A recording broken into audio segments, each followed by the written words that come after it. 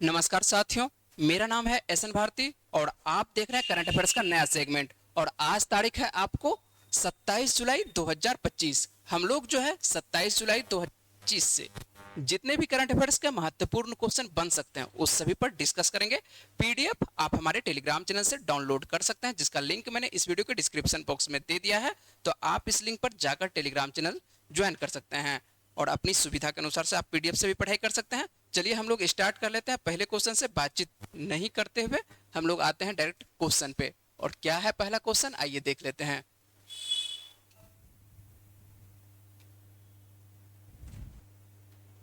और पहला क्वेश्चन आप लोगों को देखिए, प्रमुख ये दिवस है। और क्या है दिवस, तो ये दिवस है आपको कारगिल विजय दिवस। कौन सा दिवस है, तो कारगिल विजय दिवस जो है प्रतिवर्ष कब मनाया जाता है, तो कारगिल विजय दिवस जो है प्रतिवर्ष आपको 26 जुलाई को मनाया जाता है। हाल ही में जो है आपको कारगिल विजय दिवस मनाया गया है। तो कितने तारीख को, तो 26 जुलाई को, याद रखिएगा 26 जुलाई को, है ना। और इस वर्ष जो है आपको 2025 में जो है कारगिल विजय दिवस की 26वीं वर्षगांठ मनाई गई है। तो ये नंबर भी आपको याद रखना है कि 26वीं वर्षगांठ 2025 में इस वर्ष मनाई गई है। क्यों मनाई जाती है कारगिल विजय दिवस, तो कारगिल विजय दिवस आप लोगों को जानकारी होनी चाहिए कि 26 जुलाई 1999 को भारतीय सेना ने जो है लद्दाख में कारगिल की बर्फीली चोटियों पर लगभग 3 महीने तक क्या किए थे, 3 महीने तक लगातार युद्ध चला था। किस देशों के खिलाफ, तो आपको सीधी सी बात है, जो भारत के साथ जो है युद्ध किया था कौन, पाकिस्तान किया था। और पाकिस्तान जब युद्ध किया था तो यहाँ पर जो है भारतीय सेना के द्वारा ऑपरेशन आपको विजय चलाया गया था। कौन सा ऑपरेशन चलाया गया था, ये भी प्रश्न पूछा जा सकता है। तो ध्यान रखना है कि कौन सा ऑपरेशन चलाया गया था। तो ऑपरेशन जो आपको चलाया गया था, कौन सा ऑपरेशन, तो ऑपरेशन विजय चलाया गया था। और इसी के तहत जो है भारतीय सेना जो है यहाँ पर एक तरह से 26 जुलाई को क्या करती है, विजय की घोषणा करती है ना। तो भारतीय सेना के द्वारा 26 जुलाई 1999 को विजय की घोषणा की जाती है। और इसी वजह से जो है इसकी याद में हम लोग कारगिल विजय दिवस मनाते हैं। प्रतिवर्ष कितने तारीख को, 26 जुलाई को मनाया जाता है। याद रहेगा, उम्मीद है कि आप लोग को याद रहेगा, है ना। चलिए, तो ध्यान रखिएगा कि कारगिल विजय दिवस कितने तारीख को मनाया जाता है, तो ये पूरे देश में मनाया जाता है, 26 जुलाई को मनाया जाता है। चलते हैं हम लोग अगले प्रश्न पर बात कर लेते हैं कि अगला क्या प्रश्न है। चलिए देख लेते हैं। अगला प्रश्न आप लोगों को जो है बिहार से संदर्भित है ना। क्यों बिहार से संदर्भित है, बिहार में आपको आने वाले दिनों में क्या है, विधानसभा का चुनाव है। जब विधानसभा का चुनाव है, जो वर्तमान में जो सत्ता पार्टी है, तो आपको कोई ना कोई योजना लाते हुए दिखाई पड़ रही है। तो लगातार सीधी सी बात है कि लुभावना यहाँ पर जो है कुछ ना कुछ आपको, सीधी सी बात है, चुनावी घोषणा के तहत कुछ ना कुछ क्या एक तरह से योजना आपको लाया जा रहा है, जिससे क्या होगा कि मान के चलिए कुछ ना कुछ व्यक्ति को क्या किया जाएगा, अपने तरफ एक तरह से सीधी सी बात है कि लुभाने की कोशिश किया जाएगा। आइए देख लेते हैं। हाल ही में किस राज्य सरकार ने सेवानिवृत्त पत्रकारों की मासिक पेंशन वृद्धि की है, तो किस राज्य के द्वारा, बिहार के द्वारा। तो ध्यान रखना है सीधा कि आपको पूछा जा सकता है प्रश्न, क्या पूछा जा सकता है कि हाल ही में किस राज्य सरकार ने सेवानिवृत्त, किसके बारे में बात कर रहे हैं, तो यहाँ पर पत्रकारों के बारे में बात कर रहे हैं कि पत्रकारों की मासिक पेंशन जो है वृद्धि की है। तो किस राज्य के द्वारा, तो यहाँ पर वृद्धि किया गया है बिहार के द्वारा। कितना वृद्धि किया गया है, और मान के चलिए पहले कितना दिया जाता था, पहले जो आपको दिया जा रहा था मान के चलिए केवल 6,000 रुपया, कितना दिया जा रहा था, तो यहाँ पर देख रहे हैं कि केवल आपको 6,000 रुपया दिया जा रहा था। इसमें जो है कितना वृद्धि किया गया है, तो 9,000 रुपये की वृद्धि किया गया है। इसका मतलब है कि अब जो वर्तमान में दिया जाएगा, कितना दिया जाएगा, 15,000 दिया जाएगा। तो काफी बढ़ाया गया है ना। तो ध्यान रखना है कि डायरेक्ट 9,000 रुपये की वृद्धि की गई है। और इस योजना का नाम क्या है, तो बिहार पत्रकार सम्मान योजना, है ना। तो ध्यान रखेंगे आप लोग कि बिहार पत्रकार सम्मान योजना के तहत क्या किया जा रहा है, बिहार राज्य के द्वारा जो सीधी सी बात है कि जो एक तरह से सेवानिवृत्त पत्रकार हैं उनको 9,000 रुपये की वृद्धि की जा रही है। तो ध्यान रखिएगा किस राज्य के द्वारा, तो आपको याद रखना है किस राज्य के द्वारा, बिहार के द्वारा, है ना। और बिहार के मुख्यमंत्री वर्तमान में आपको नीतीश कुमार है, तो ये तो आपको पता ही है। और आपको यहाँ पर यदि देखते हैं कि यहाँ पर राज्यपाल कौन है, तो अभी तक जो है राज्यपाल बने हुए कौन है, आपको आरिफ मोहम्मद खान बने हुए हैं ना। तो ध्यान रखना है कि आरिफ मोहम्मद खान क्या है, अभी वर्तमान में बिहार के राज्यपाल हैं। चलिए अगले प्रश्न पर हम लोग बात कर लेते हैं कि अगला क्या प्रश्न है। चलिए देख लेते हैं कि अगला क्या प्रश्न है। ध्यान रखिएगा कि अगला क्या प्रश्न है, तो फीडे महिला विश्व कप 2025 किसके बारे में बातचीत कर रहे हैं कि आपको फीडे महिला विश्व कप चल रहा है। और इस बार 2025 वाला कब का, तो ये फीडे महिला विश्व कप 2025 का। और इसमें पूछा जा रहा है कि फाइनल में पहुंचने वाली पहली भारतीय महिला कौन बनी है? तो पहली भारतीय महिला जो बनी है कौन बनी है? दिव्या देशमुख बनी है। तो आपको ध्यान रखना है। और यही प्रश्न जो है आपको मुख्य पृष्ठ पे था, जो मुख्य पृष्ठ पर आप जो तस्वीर देख रहे थे, आप दिव्या देशमुख का ही तस्वीर देख रहे थे, है ना। और दिव्या देशमुख कह सकते हैं कि सीधी सी बात है, यहाँ पर है आपको क्वेश्चन क्या है, यहाँ पर ध्यान रखना है कि पहली भारतीय महिला बनी है। जब पहली भारतीय महिला बनी है किस चीज में? तो आपको फीडे महिला विश्व कप 2025 में फाइनल में पहुंचने वाली। तो ध्यान रखना है कि दिव्या देशमुख, किसके बारे में बातचीत कर रहे हैं? तो ये आपको दिव्या देशमुख के बारे में बातचीत कर रहे हैं। तो दिव्या देशमुख जो आपको दिखाई पड़ रही है, ये आपको किस में पहुंच रही है? फीडे महिला विश्व कप 2025 के फाइनल में पहुंच रही है। इसके साथ साथ जो है आपको कोनोरे हम्पी, ये भी प्रश्न आपको करवा चुके हैं कि कोनोरे हम्पी जो है पहले तो सेमीफाइनल में पहुंचती है, उसके बाद जो है ये भी फाइनल पहुंच चुकी है, ठीक है। तो आपको कोनोरे हम्पी, आपको जो दोनों पहुंची है भारतीय ही पहुंची है, एक तो कोनोरे हम्पी पहुंची है और दूसरा कौन पहुंची है? तो दिव्या देशमुख पहुंची है। और इन्हीं दोनों के बीच में क्या होगा? एक तरह से फाइनल का क्या होगा? मैच का एक तरह से कह सकते हैं फाइनल शतरंज होगा, है ना। ये शतरंज में मान चलिए कौन सा विजेता बनेगी? तो भारतीय ही विजेता बनेगी। सीधे टक्कर होगा किन के बीच में? तो आपको जो आपको दिखाई पड़ रहा है किन के बीच में सीधी सी आपको मुकाबला हो देखने को मिल रहा है। तो आपको कोनोरे हम्पी के बीच में और किसके बीच में?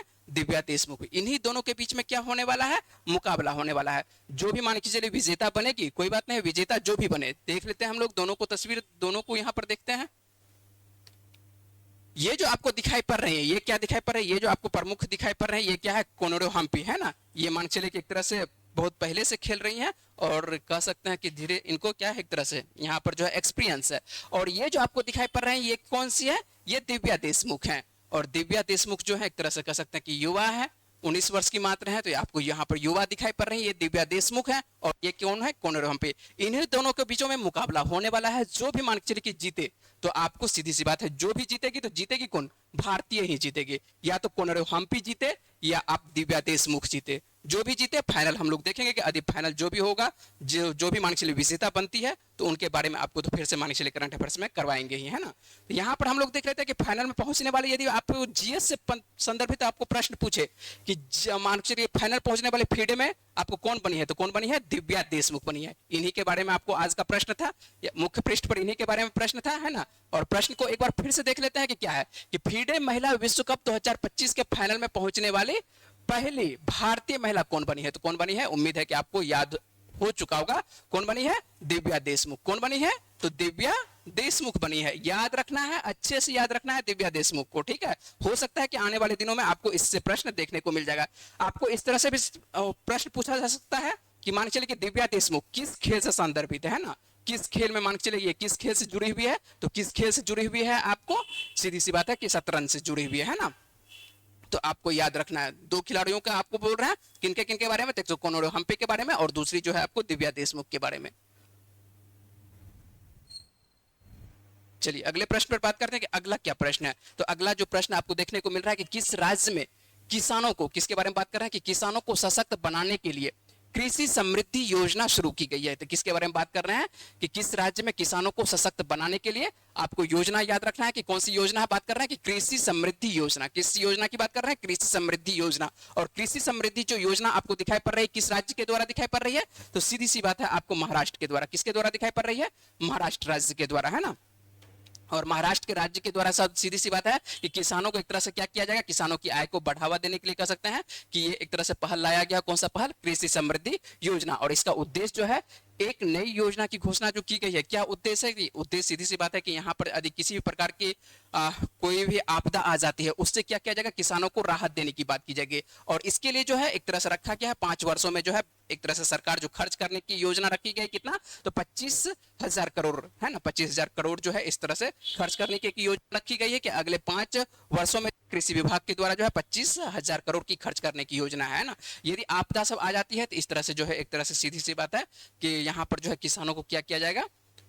महाराष्ट्र के द्वारा सीधी सी बात है, यहाँ पर किसानों को एक तरह से कह सकते हैं कि उसकी जो भी यहाँ पर एक तरह से योजना के तहत किसानों को एक तरह से रुपया मुहैया किया जाएगा, है ना। चलिए आगे बात कर लेते हैं इसी जगह। देख लेते हैं कि महाराष्ट्र, और महाराष्ट्र का जैसे ही नाम आता है तो महाराष्ट्र के हम बारे में देख लेते हैं कि महाराष्ट्र की राजधानी, तो आपको सभी को मालूम है कि महाराष्ट्र की राजधानी क्या है, मुंबई है। और यदि बात करते हैं कि मुख्यमंत्री कौन है, तो मुख्यमंत्री कौन है, देवेंद्र फडणवीस है। याद रखेंगे, जो भी मान चलिए कि जब भी मान चलिए कि आपको राज्य आएगा, देश आएगा, तो आपको देश, यदि देश आएगा तो आपको राजधानी याद करवा देंगे, रुपया याद करवाते चलेंगे। और जब राज्य आएगा तो हम लोग प्रमुख राज्य जब भी आएगा तो बात करेंगे क्या चीज के बारे में, तो आपको मुख्यमंत्री कौन है, राज्यपाल कौन है, और लोकसभा की कितनी सीटें हैं, और राज्यसभा की कितनी सीटें हैं। ये हम जब भी आपको राज्य आएगा तो आपको प्रतिदिन बात करेंगे, जिससे ये होगा कि आप जब भी आप वीडियो देखेंगे तो आपको ये याद हो जाएगा, है ना, आसानी से याद होगा। चलिए हम लोग सीधी सी बात है यहाँ पर देख लेते हैं एक बार फिर से कि राजधानी आपको मुंबई है, मुख्यमंत्री कौन है, देवेंद्र फडणवीस है, राज्यपाल कौन है, तो आपको सीपी राधाकृष्णन है। लोकसभा की सीटों की बात करते हैं, कितनी सीटें हैं महाराष्ट्र में, आपको 48 सीटें हैं, और राज्यसभा की कितनी सीटें हैं, 19 सीटें हैं। चले हम लोग आगे।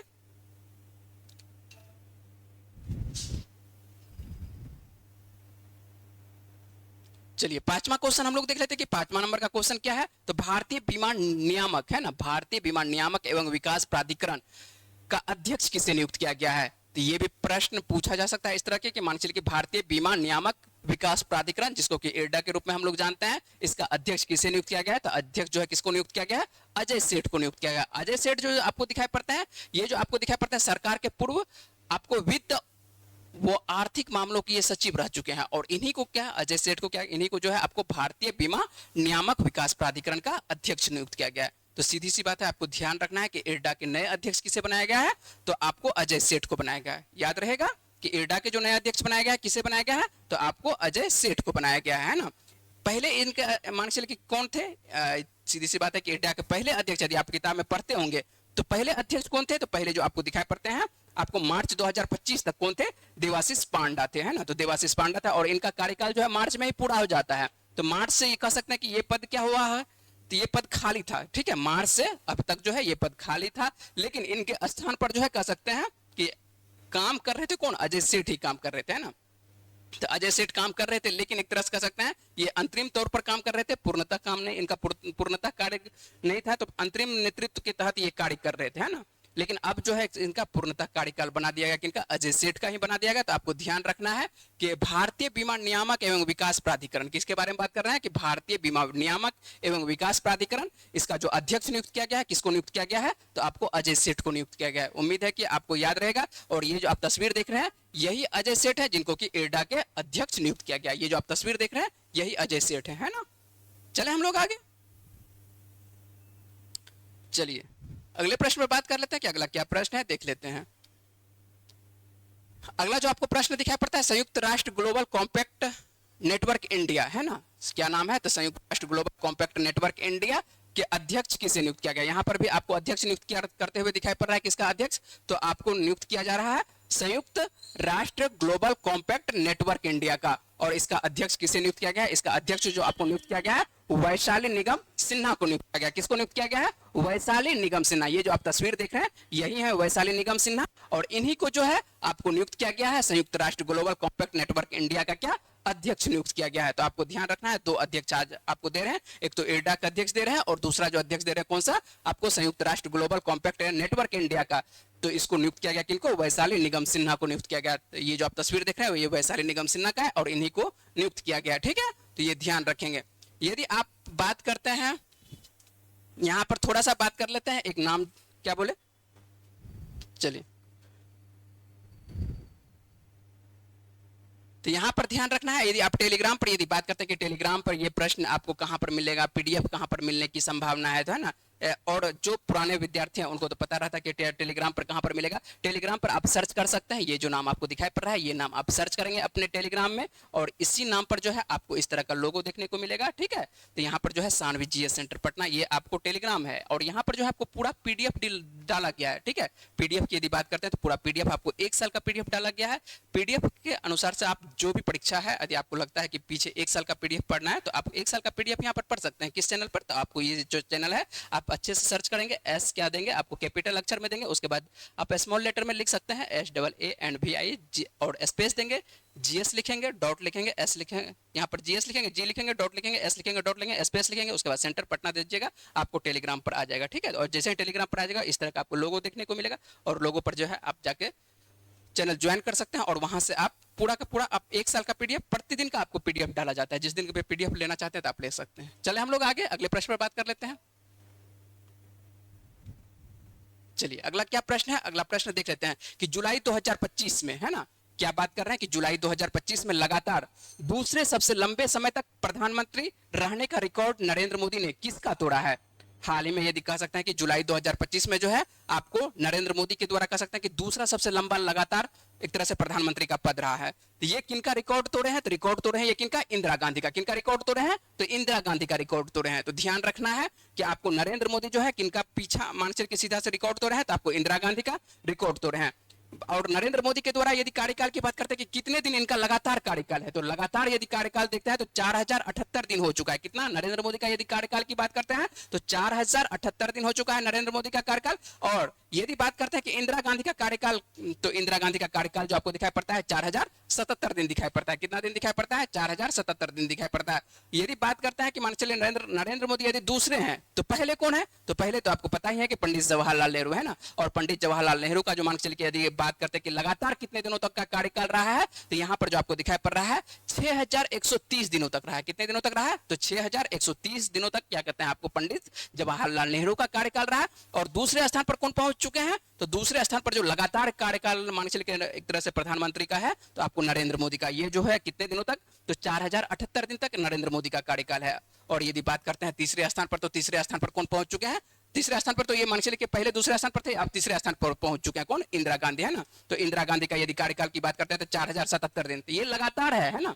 जब भी मान चलिए कि आपको दिया हुआ है, आपको डेट के साथ यहाँ पर दिया हुआ है कि कितने दिनों से कितने दिनों तक ये प्रधानमंत्री रही है ना। उसके बाद नरेंद्र मोदी जो है अभी तक लगातार बने हुए हैं, इसलिए आगे डेस्क दिया हुआ है जब तक ये बने हुए रहे, ठीक है। उसके बाद आपको यहाँ पर पंडित जवाहरलाल नेहरू का दिया हुआ है, पंडित जवाहरलाल नेहरू का डेट के साथ आपको दिया हुआ है, तो आप ये देख सकते हैं, ठीक है। चलते हैं हम लोग आगे देख लेते हैं। और ये जो प्रश्न आपको देखने को मिल रहा है, ये प्रश्न आपके लिए रेलवे के लिए बहुत बहुत ही महत्वपूर्ण रहेगा। वैसे किसी भी परीक्षा के लिए पूछा जा सकता है जीएस के तहत, लेकिन यदि आप रेलवे का कोई भी एग्जाम आने वाले दिनों में दे रहे हैं तो रेलवे के लिए यह प्रश्न जो है आपको ध्यान रखना है। क्या है कि हाल ही में हाइड्रोजन से चलने वाले पहले ट्रेन कोच का परीक्षण कहां पर किया गया। किससे बात कर रहे हैं, कि हाइड्रोजन से बात कर रहे हैं, ना पेट्रोल ना डीजल ना इलेक्ट्रिक, किससे, हाइड्रोजन से। तो ध्यान रखना है कि हाइड्रोजन से चलने वाले पहले ट्रेन कोच का परीक्षण कहां पर किया गया है। तो ये परीक्षण किया जा चुका है कहां पर, तो चेन्नई में किया जा चुका है। हाइड्रोजन से कह सकते हैं कि इसका जो ट्रेन कह सकते हैं कि चलने की योजना जो आपको दिखाई पड़ रही है, इसका परीक्षण किया जा चुका है। तो कहां पर किया जा चुका है, चेन्नई में। इससे यदि बात करते हैं कि हाइड्रोजन से अभी तक में कहां कहां पर ट्रेन चलती है, तो हाइड्रोजन से जो आपको ट्रेन चलते हुए दिखाई पड़ती है कौन कौन देशों में, तो आपको जर्मनी में देखने को मिलेगा, उसके बाद फ्रांस में देखने को मिलेगा। कहां कहां पर, तो जर्मनी में देखने को मिलेगा, फ्रांस में देखने को मिलेगा, और अब जो है आने वाले दिनों में कह सकते हैं कि अपने देश भारत में भी देखने को मिलेगा, ठीक है। तो देश की पहली कह सकते हैं कि देश की पहली हाइड्रोजन से चलने वाली ट्रेन कोच का सफल कह सकता है कि परीक्षण किया जा चुका है। और इसका परीक्षण कहां पर किया गया है, तो ये ध्यान रखना है कहां पर किया गया है, तो चेन्नई में किया गया है ना। यह जो आपको इंटीग्रेटेड कोच फैक्ट्री दिखाई पड़ती है, यहीं पर इनका एक तरह से परीक्षण किया गया। इसका फायदा क्या होगा, हाइड्रोजन से जो मान के चलिए ट्रेन चलेगी तो इसका फायदा क्या होगा। हो सकता है कि यदि आप पूछ सकते हैं कि इसका फायदा क्या होगा, तो हाइड्रोजन से जो चलने वाली ट्रेन है ना, तो सबसे ये क्या होगा, इससे फायदा क्या होगा देखने को मिलता है, तो इससे जो होगा धुआं या प्रदूषण नहीं होगा, है ना। जो धुआं और प्रदूषण होता है, तो धुआं प्रदूषण बिल्कुल भी नहीं होगा।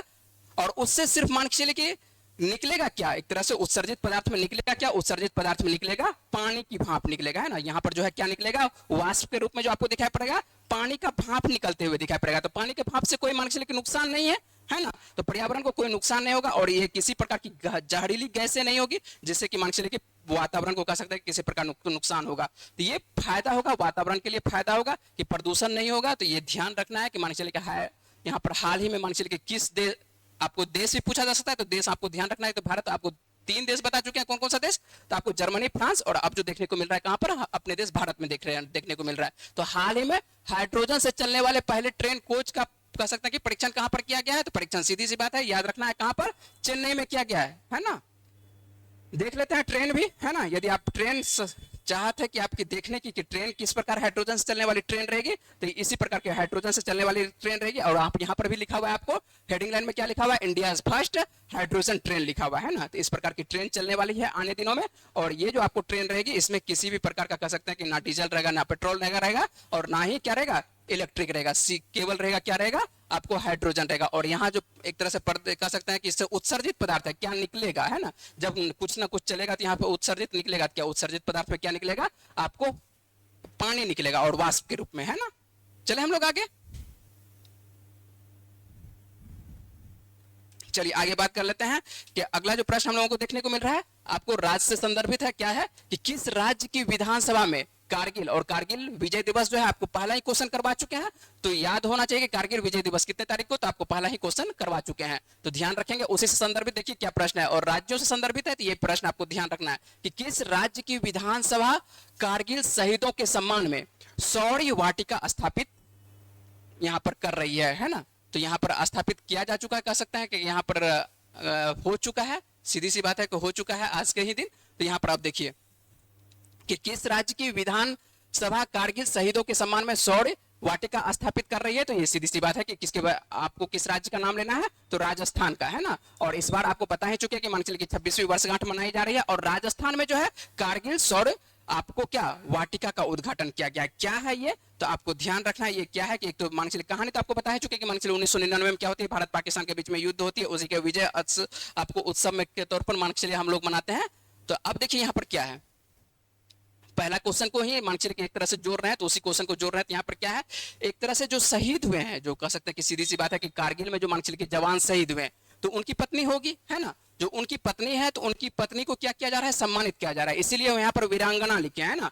तो उनकी पत्नी को किस रूप में यहाँ सम्मानित किया जा रहा है, तो वीरांगनाओं के रूप में सम्मानित कर रहा है। और वीरांगनाओं को जो है कह सकते हैं कि सीधी सी बात है शॉल और स्मृति चिन्ह भेंट किया जा रहा है, किस राज्य के द्वारा, तो राजस्थान के द्वारा। किस राज्य के द्वारा, तो राजस्थान के द्वारा वीरांगनाओं को क्या किया जा रहा है, शॉल और स्मृति चिन्ह भेंट किया जा रहा है। और इन्हीं के द्वारा कह सकते हैं आपको जो है ये वाटिका जो नाम लिखा हुआ है, कौन सा वाटिका नाम लिखा हुआ है, शौर्य वाटिका जो नाम लिखा हुआ है। और शौर्य वाटिका में जो है कौन सा पौधा लगाया जा रहा है, सिंदूर का पौधा। किस चीज का पौधा, और इस बार जो है सिंदूर ऑपरेशन हुआ था, इसी वजह से जो है सिंदूर का पौधा लगाया जा रहा है ना। तो सिंदूर का पौधा रोपकर शहीदों की स्मृति को क्या किया जा रहा है, याद करने की कोशिश किया जा रहा है, नमन करने की कोशिश किया जा रहा है। तो आप लोग ध्यान रखेंगे, सिंदूर का पौधा रोपकर शहीदों की स्मृति को क्या किया जा रहा है, याद करने की एक तरह से कह सकते हैं कि नमन किया जा रहा है ना।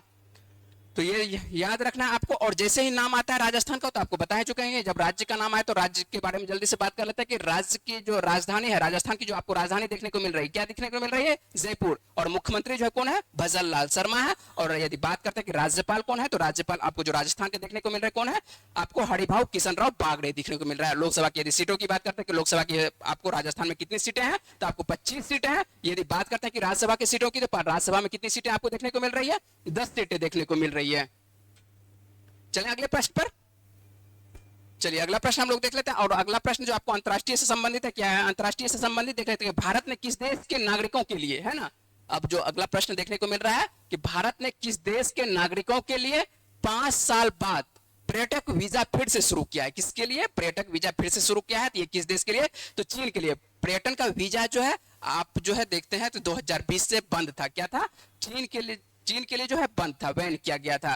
तो चीन में आपको पता है कि मान चलिए 2019 में क्या आता है, आपको कोविड-19 जो कोरोना वायरस आता है, उसके बाद 2020 में पूरी तरह से एक तरह से महामारी फैलती है। और इसी वजह ये कहा ऐसा जाता है, मान चलिए चीन तो वैसे स्वीकार नहीं करता है, लेकिन पूरा देश, पूरा जो मान चलिए अंतर्राष्ट्रीय देश है, इसमें कहा जाता है कि चीन से ही ये वायरस एक तरह से पूरे देशों में फैला है। और वो कहां से, वुहान से, चीन के वुहान शहर से। इसी वजह से जो है यहाँ पर जो है तो वो था एक, और गलवान घाटी के बारे में आप लोग पढ़े होंगे, ठीक है, कि गलवान घाटी में भारत और क्या कहते हैं चीनी सेनाओं के बीच में क्या होती है, झड़प हो जाती है। इसी वजह से जो आपको देखने को दोनों देशों के बीच में जो तानातनी देखने को मिलता है, इसी वजह से यहाँ पर क्या है, चीनी नागरिकों के लिए जो है पर्यटक क्या कर दिया जाता है, बैन कर दिया जाता है। तो अब जो है फिर से स्टार्ट किया, ई वीजा को क्या किया गया है, फिर से स्टार्ट किया गया। 24 जुलाई 2025 से जो है फिर से ई वीजा को क्या कर दिया है, चीनी पर्यटकों के लिए ओपन कर दिया है। तो आपको याद रखना है कितने दिनों के बाद, तो आपको 5 साल के बाद। तो ये जो बैन था कब से था, तो आप भारत जो है 2020 से कह सकते हैं कि कोविड-19 के महामारी के कारण जो क्या करता है, आपको चीनी नागरिकों को जो है पर्यटक वीजा एक तरह से स्थगित कर दिया गया था, बैन कर दिया गया था वहां के नागरिकों को, है ना, नागरिकों को बैन कर दिया गया था। तो नागरिकों को जब बैन कर दिया गया था तो 5 साल से बंद था। तो अब जो है फिर से आपको सीधी सी बात है कि किसके द्वारा कह सकते हैं कि यहाँ पर आपको पर्यटन वीजा, जो आपको पर्यटक जो वीजा देखने को मिलता है, आपको चीन के लिए ओपन कर दिया गया है। तो अब जो है आपको जो है भारत में जो है आपको देखने को मिलेगा चीनी नागरिक भी एक तरह से घूमते हुए, कहीं पर भी जो मान चलिए जो भी पर्यटन स्थल है वहां पर आपको चीनी यात्री नहीं देखने को मिलेगा। और सभी देशों को यात्री देखने को मिलेगा, लेकिन चीनी यात्री आपको नहीं देखने को मिलता है। इसीलिए देखने को नहीं मिलता था क्योंकि यहाँ पर जो है पर्यटक वीजा क्या था, बैन था। किसके लिए? तो चीन के लिए। लेकिन अब क्या कर दिया गया, अब ओपन कर दिया गया। ध्यान रखेंगे, अब क्या कर दिया गया, ओपन कर दिया गया। तो ओपन जैसे ही कर दिया गया है तो अब इसको आप लोगों को याद रखना है ना। अब जैसे ही नाम आता है चीन का, तो चीन की राजधानी क्या है, तो चीन की राजधानी बीजिंग है। और राष्ट्रपति के बारे में बात करता है तो शी जिनपिंग है। क्या है, आपको राष्ट्रपति कौन है आपको चीन के, तो चीन के जो आपको राष्ट्रपति देखने को मिलते हैं शी जिनपिंग देखने को मिलते हैं। यदि मुद्रा की बात करते हैं तो मुद्रा जो यहाँ पर चलती है चीन में, कौन सी मुद्रा चलती है, रेन मिनबी चलती है। सही लिखे हैं, रेन मिनबी है ना, ध्यान रखेंगे। ये जो आपको रेन मिनबी लिखा हुआ है ये आधिकारिक मुद्रा है। क्या है, चीन की आधिकारिक मुद्रा है। पहले आप लोग युआन यदि पढ़ते होंगे तो दिमाग से आपको निकाल देना है युआन के बारे में, है ना। तो अब किसी दिन और आपको विशेष करके बात करेंगे कि युआन क्या होती है, रेनमिनबी क्या होती है। लेकिन अभी आप ध्यान रखेंगे रेनमिनबी क्या है, आधिकारिक मुद्रा है। चीन की आधिकारिक मुद्रा क्या है, तो चीन की आधिकारिक मुद्रा क्या है, रेनमिनबी है। ठीक है, उम्मीद है कि आप लोगों को जो है करंट अफेयर्स समझ में आ रहा होगा। यदि आप लोगों को करंट अफेयर्स समझ में आ रहा है तो जो प्रश्न आप लोगों से पूछते हैं उसका जवाब आप लोग देने की कोशिश करिएगा। चलिए हम लोग जल्दी से देख लेते हैं कि पिछले वीडियो में आप लोगों से क्या प्रश्न पूछे थे और उसका सही जवाब क्या होता है। ठीक है, चलिए ये प्रश्न आपको पिछले वीडियो में कल पूछे थे और इसका सही जवाब क्या है देख लेते हैं कि कौन सा भारतीय राज्य अपनी खनिज विरासत को बढ़ावा देने के लिए कह सकते हैं कि देश की पहली खनन पर्यटन परियोजना शुरू कर रहा है। पर्यटन से संदर्भित ये भी प्रश्न देख रहे हैं, पर्यटन से संदर्भित है। तो इसका सही आंसर क्या होगा, इसका सही आंसर आपको होगा झारखंड, है ना। तो इसका सही आंसर क्या होगा, झारखंड। और जो भी व्यक्ति आप अच्छे से वीडियो को वॉच कर रहे होंगे तो ये प्रश्न का जवाब उनको आता होगा। और जिन्होंने कमेंट बॉक्स में दिए हैं उन्हें बहुत बहुत धन्यवाद। बहुत से मान के आपको 2-3 आपको चैनल पर आपको ये करंट अफेयर्स मिल रहा है। 3 चैनल पर अभी लगातार 3 चैनल पर करंट अफेयर्स मिल रहा है। तो जिस भी चैनल पर आप देख रहे हैं करंट अफेयर्स, आप वहां पर इसका आंसर देने की कोशिश कीजिए। जैसे हम लोग आज पूछ लेते हैं कि आपसे कि आज का जो यदि वीडियो मान के चलिए कि जो जैसे बनाए हैं इसमें आप जो प्रश्न पूछते हैं, तो प्रश्न पूछते हैं जैसे कि आपको कल जो पढ़ाए हैं, तो कल यदि आप अच्छे से वीडियो देखे होंगे उससे ये प्रश्न पूछते हैं ना। जैसे कि आज जो पढ़ा है तो आज का जो प्रश्न है आपको कल इसी से 10 प्रश्न से आपको कोई ना कोई कल प्रश्न आपको देखने को मिलेगा। तो ये जो प्रश्न आपको देखने को मिल रहा है, इस प्रश्न के बारे में मैंने कल पूरे विस्तार से बताया था कि पासपोर्ट इंडेक्स जो मान के चलिए इसमें स्थान है, भारत का स्थान क्या है, प्रथम स्थान क्या है। तो ये प्रश्न जो भी आप है आप लिखने की कोशिश कीजिएगा। इसका आंसर देख लेते हैं हम लोग। पहले प्रश्न देख लेते हैं कि भारत को हाल ही में जारी हैंडले क्या है, कि भारत को हाल ही में जो है जारी हैंडले पासपोर्ट इंडेक्स 2025 में कौन सा स्थान दिया गया है। तो इसका सही आंसर क्या है, ये आपके पास 4 ऑप्शन है। इसका सही आंसर क्या होगा, तो इसका जवाब आपको देना है, कहां पर देना है, जवाब देना है आपको कमेंट बॉक्स में। जिस भी चैनल पर आप देख रहे हैं उस चैनल पर आप सीधी सी बात है कि आप जाना है, आपको कमेंट बॉक्स में जाना है, आपको वहां पर इसका जवाब देना है। उम्मीद है कि आपको करंट अफेयर्स का वीडियो आपको अच्छा लग रहा होगा। यदि वीडियो आपको अच्छा लग रहा होगा तो आप क्या करना है, आपको कम से कम तो लाइक तो कर दीजिए, है ना। तो लाइक कर दीजिए, चैनल को सब्सक्राइब कर दीजिए। यदि आपको प्रत्येक दिन करंट अफेयर्स चाहिए तो आपको क्या करना पड़ेगा, आपको चैनल को सब्सक्राइब करना पड़ेगा। ठीक है, चलिए मिलते हैं आप लोगों से अगले वीडियो में। तब तक के लिए अपना ख्याल रखिए, पढ़ते रहिए, वीडियो में बने रहने के लिए बहुत बहुत शुक्रिया, धन्यवाद।